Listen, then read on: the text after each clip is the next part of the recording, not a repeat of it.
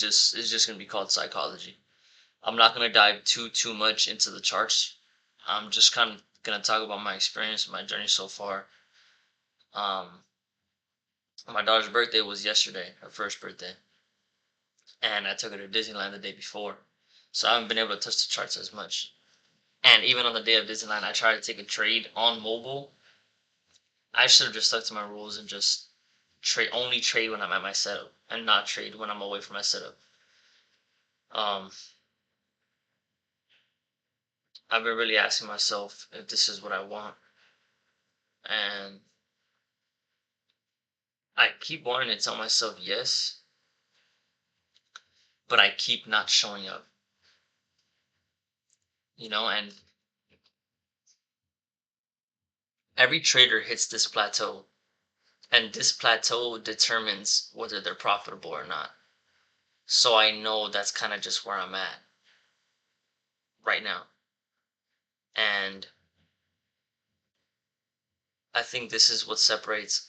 I haven't made a shit ton of money yet, like a lot of like the 1% of traders do. I'm not at that point yet, but I think this is the point. From what I've heard from every other trader who's made fucking money out of this shit, from what I know, they all hit a plateau, all of them. But the one thing that they all have in common is that they just kept going. And I've been like on a 2 week losing streak, and I'm keeping everything in check. I'm putting everything in check. I this all started on my winning streak. This is proof that winning streaks are they're even more they're even more challenging to your trading career than losing streaks. Because to be honest with you, it's not really the losing streak that has me kind of off balance. It's the fact that I was capable of winning. I had a 1 week winning streak, past fundeds, past evals, and I couldn't keep them. I had a 1 week winning streak and I blew it.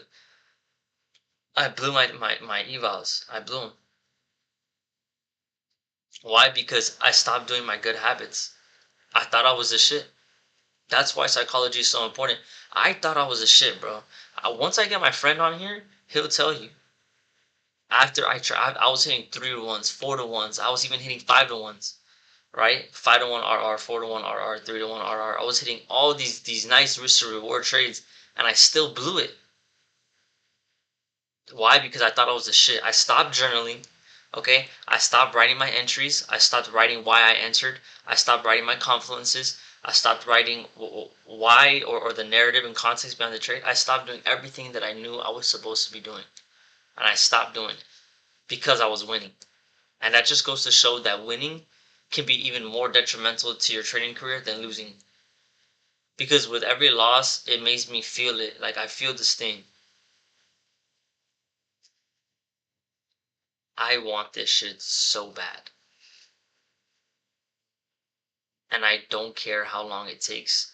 And I don't care what it takes. I'm going to win.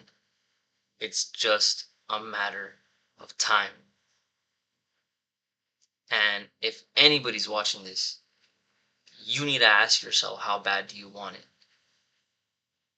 And if you don't want it bad enough, you're not willing to do what needs to be done and sacrifice what needs to be done. If you can't make the sacrifices, then this isn't for you.